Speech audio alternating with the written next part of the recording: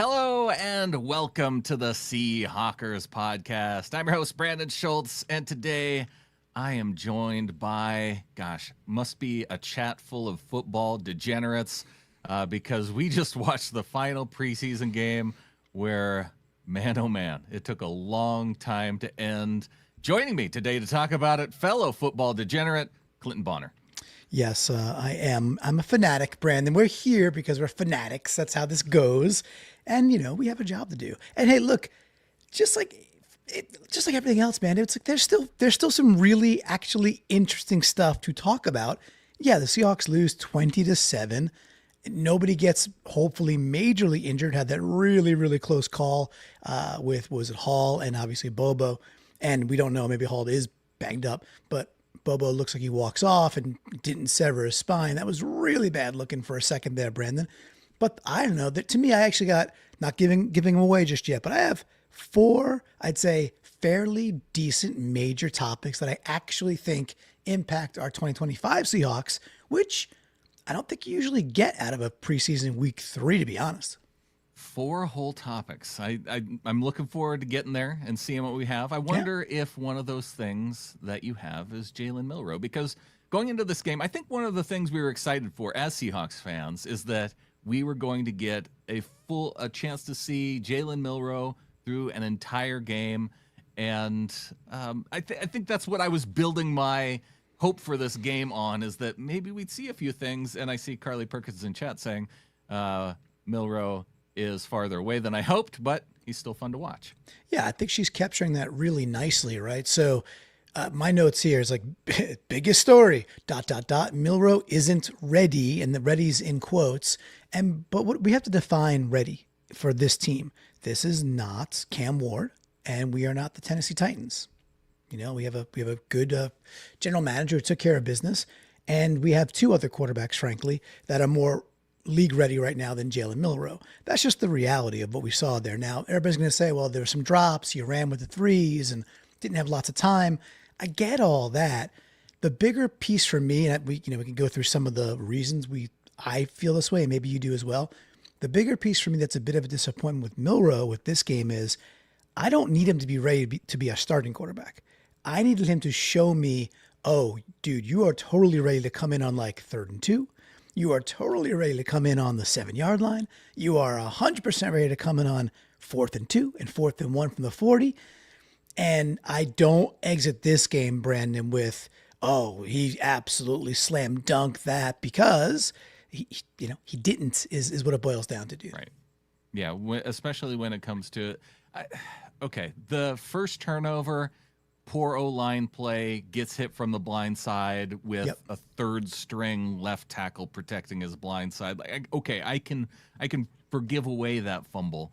The second one where he's doing the quarterback sneak and loses the football, that's the one where I think you're saying, if we're going to have him come down and run those types of plays, having 1 turnover for every 4 or 5 plays that he's run that now in the preseason, that's just that's too many.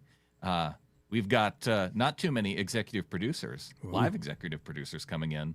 We've got number 1, Ryan 911 coming in with a $9.99 super chat saying, well, we won the brawl in the combined practice, so who was the real winner? Yeah, Ryan, thank you. Thank you very much for that, of course. Very nice of you. And after a long week and frankly a long off season of a lot of change, it's okay. We get out of Lambeau and we just get ready for a Packers game. We have basically 2 weeks to go get ready for that, and that's fine. And honestly, the other potential benefit, and this kind of swings back to Milroe, what you were saying. Let me actually go there real quick. So with the Milroe part, I think you said it perfectly. I would like to have seen with a lot of consistency that he was running very decisively. Saw some of that, and other times looking a little skittish. Saw some happy feet. Saw some balls that he sailed, and then but the biggest culprit is the one you talked about. It's like, look, I expect him to be in on these goal line packages and these 4th down packages. Not if he's putting the ball on the ground a lot. And I can forgive the first one also. The other 2, not really. The the direct snap to him, you're going to be in shotgun a lot, dude. They're going to do that with you, of course. So you can just run some QB sneaks and stuff and some RPO. And he muffed that too. So, and also with all that, how much do I really, really care? A little bit, because I really did expect Milroe to be able to come in, Brandon, like week 1 and be a contributor. And I think it was Coach Derek when we talked to him. He was like, you might start seeing that second half of the year. And in my brain, I'm like, no way, Coach Derek from All 22 Films. No way, no way. This is a week 1 thing. Maybe it's just not. Maybe he needs a little bit more time to simmer, dude. What do you think? Yeah, I think that's fine. We've got the Snail coming in, a member for 35 months. Holy smokes, the Snail. It's about time we put a ring on this thing. I want Kubiak training Milroe. I don't want Kubiak's assistants running the offense while training a new quarterback. If they want to train assistants, they need to put Lock in. I think that this is the preseason. I don't want to get too hung up on things that they should and shouldn't be doing in the preseason, because it's game number 3. It's clear that they had gotten what they needed essentially out of the preseason. Now, Clinton, I think there's still a couple things that I think that we can take away from the game that I know you want to get into.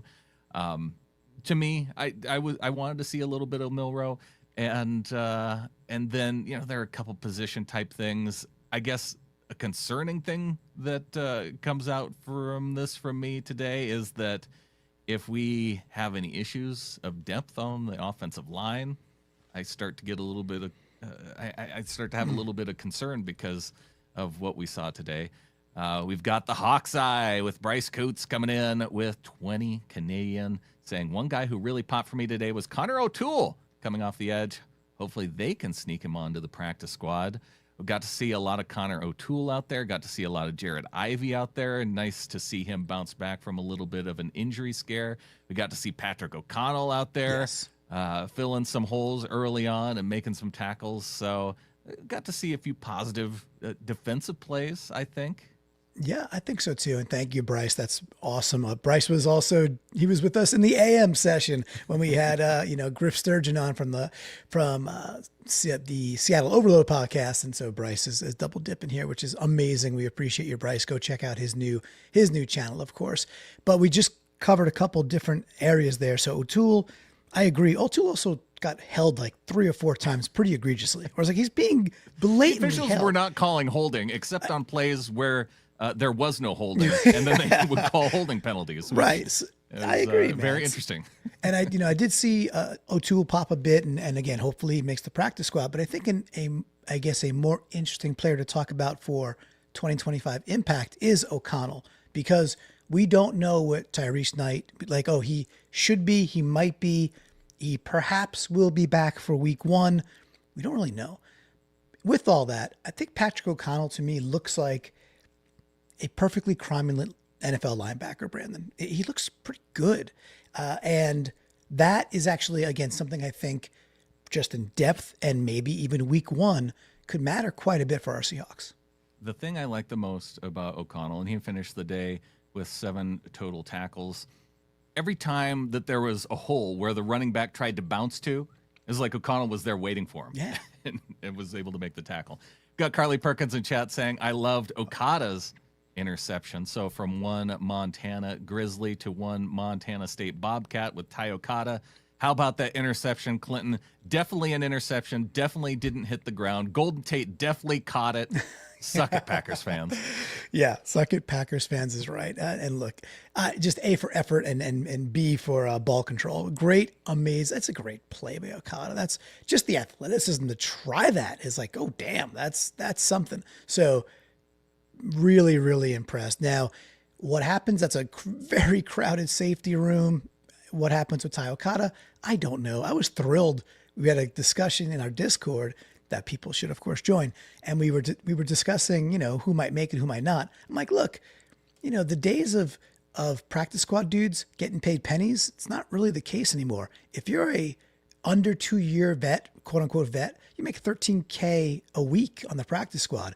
If you are like a second or third year guy, you negotiate between $17,500 and $25,000 a week. So look, when people are like, oh, this guy's going to get cut. This guy's trash. This guy's going this way. Whatever. A young man might be able to go make $250,000 for playing 17 weeks of football. So I don't know. Maybe if Ty is not long for the 53, I'm not sure. But dude, whatever, man. Go make yours as a professional NFL player, and good on you to make that catch, because that was one of the most athletic plays I've seen since like the Jake Bobo catch from last OTAs. I do wish we had like a few more angles of it though, because you couldn't tell if it hit the ground or if it hit off his hands. Perfect. Underneath the ball. Perfect, Brandon. That's all we need. I suppose it's preseason. Why are we needing to look at this any longer than we did? But Amy Holmes coming into chat saying we had run defense. Yeah. Which I would take even at the third string. And yeah, at first I looked at the stats and I was like, oh, 136 yards rushing by the Packers They in ran this the game. ball That's like 75 times. was They must have. 39 times. Yeah. So a 3.5 yard average for our Seahawks in this run defense. Yeah. That's a good showing by our run D. I thought all across the line, the run D was really good. And we mentioned Jared Ivey earlier. We didn't talk Sheriff yet. Sheriff came down and did pretty darn well himself. And another dude that I thought had probably the player of the game on defense was Demarion Williams, number 37, the DB. He blew up a couple of wide receiver screens on his own, like going through his guy, then to the wide receiver. But he also crashed down quite a bit. Him and DeAnthony Bell we looked really sound and fast, even with second and third stringers laterally. We looked really good. So, that's a big, cool thing. Now, how much does that specifically impact 2025? I'm unsure, but the depth for the run D looked solid. And I realize the competition will determine that sometimes. But what can you do? You're going to play the dudes you're squared up against. So I thought our run D really showed out. So nice call by Amy. Yeah. Will Demarion Williams make the final 53? We'll have to wait and see. Nehemiah Pritchett gave up a long pass down the right sideline. Demarion Williams, although you called him out, he is not one that I think I want returning punts. No. And there was a great comment in our Discord that was like, I think we've all seen, maybe it was Nate Schutz, in fact. I'm not sure who it was, but if it was Nate, take a bow. And if it was somebody else, then say hello. But somebody had said, I think we've seen enough of any of D. Williams's returning punts for our Seahawks. And that's 100% right. And Brandon, why are we bananas and watching at one point, a fourth quarter 20-0 game on the road, third preseason game on a Saturday? And we're talking about punts. What little nugget got unveiled really late in this game for you? I don't know if I have a solid idea of who our starting punt returner is going to be, but we've seen enough to know that there's some people on this team who have been eliminated. Unfortunately, yeah, true. Jake Bobo may have eliminated himself with the injury, but it seems like he's going to be fine. He was up and walking around, and I saw someone in chat saying it was a concussion. So yeah. I would expect him to bounce back from that. Decision-making wise, though, it was probably a poor decision to try and field that punt. I think I'm okay with Cody White being our punt returner. Man, look, I don't need to be dazzled. What I want from a punt returner, and that's the guy, right? Cody White. And this is like a late surge, right? This is like Cody has had a okay preseason. He looks good in practices and okay in the games. And it's again a crowded room. So what are you going to do? And then in the fourth quarter of the third game, Brandon, that's the guy. I was like, oh, he looks confident. He's just everything's under like legitimate control, and then he's active when he gets it. He's getting north and south real fast, making the very most of his opportunities. I don't know, man. Like, I've seen enough. It is a struggle for us right now. We're going into this week. We don't know who our punt returner is, and that actually matters. And I don't know, like, does MVS? He's playing late into this game. Right. So if we're going to keep also Cody White, potentially, I know this other people might be like, you're out of your mind. We're not going to keep him just because of 2 punt returns. Why not? We need a punt returner. And he's a pretty good wide receiver. He's still young. I don't know. I guess I fall in love easy, as you know, Brandon. with that, I saw enough from him as a pure punt returner. But like, that dude is the best guy I've seen in our offseason. He should actually return punts. Yeah, there's still Torrey Horton, who could be an option. He was scary though. Just that, I know he's super fast and super twitchy, but I didn't see him just catch with utmost ease. I need the dude who could catch the 7 balls in a row and be like, yeah, this is fine. I can do this in my sleep. So I don't know. It's I prefer my Tories on the outside. Yeah, I'd be okay with it. It's not like through the preseason that we've seen so much from Marquez Valdez-Scantling that I'm thinking, oh, they're like, we have to have that guy on the team. And that's even if they decide to only keep 5 wide receivers, because that's what they might do, because they might go for extra depth at tight end / fullback. They might go for extra depth at running back even. And they're already going to carry 3 quarterbacks, which is something that they haven't done on offense. So you got to consider all that and how many spots you have on the offensive line. It would not shock me if we're only looking at 5 wide receivers come week 1 of the season. It's very likely. That's probably what happens. And if that's the case, there's really no way that a Cody White sneaks onto this thing. So even without MVS, because you still got Derek Young, you still got Bobo, even though he has a concussion, you figure he's not going to get cut, or he's not going to not make the 53, unless it's a severe concussion and he needs several weeks off. It's a conundrum. And that third quarterback, ever since we took Milroe, it was like, okay, well, we're going to keep 3 quarterbacks, and we are, unless we trade Drew, which I don't. After this performance, you're not trading a veteran, what I would deem a quality backup quarterback in Drew Lock. And God forbid there's an injury to Sam, Milroe just doesn't seem to be just there quite yet. No, it would. I think we can kind of rule that out after this game. That's something that we probably could have considered if we would have gone into this game and the offense operated well, and we saw a no turnover game or 1 turnover that you could kind of explain away. We've got Charlie Malmberg in the chat saying, bring back John Ursua. Yeah, maybe he can return punts still.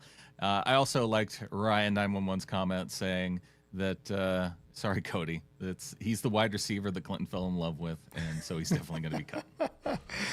Yeah, it does happen from time There's to always time. one. There's always one wide receiver, and I think it was it might be Cody White this year. Well, maybe this breaks it because I fell in love with him really quickly as a punt returner. So maybe that's it. And then he went on to have a nice second half of this game, scored the touchdown, and he had a couple of nice plays as well down the sideline.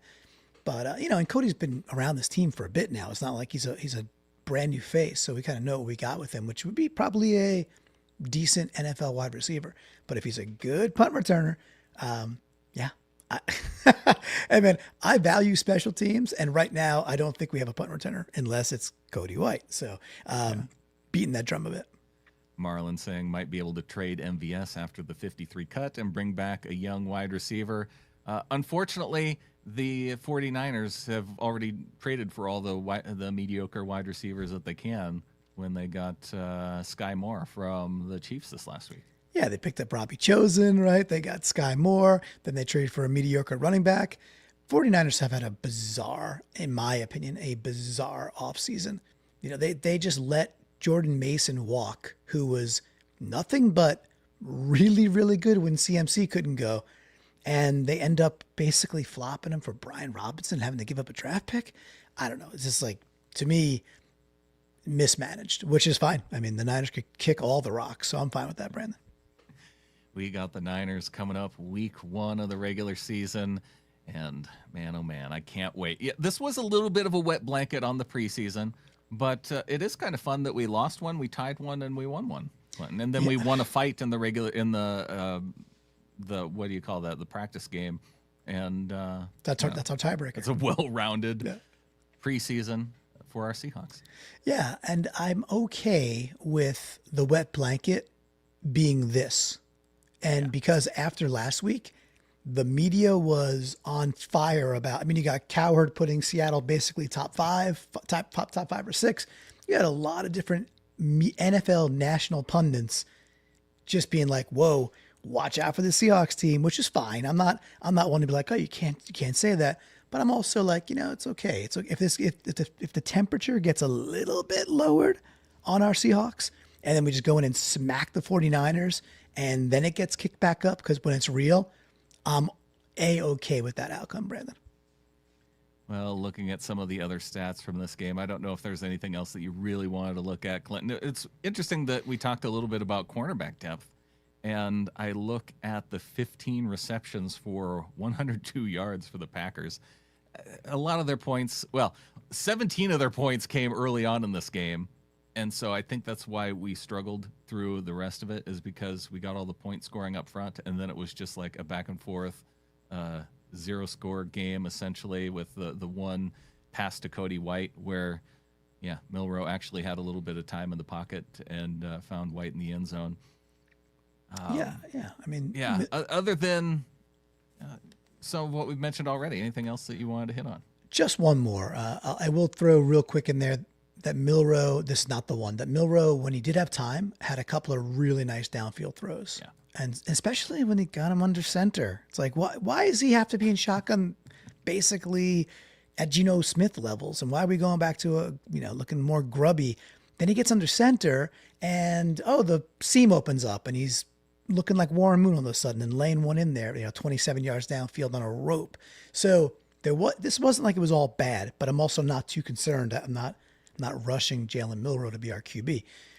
But the one other player who I thought, there were a couple on the line who I thought didn't really help their cause, but one in particular, and I hate to call a dude out who's just obviously fighting for his life.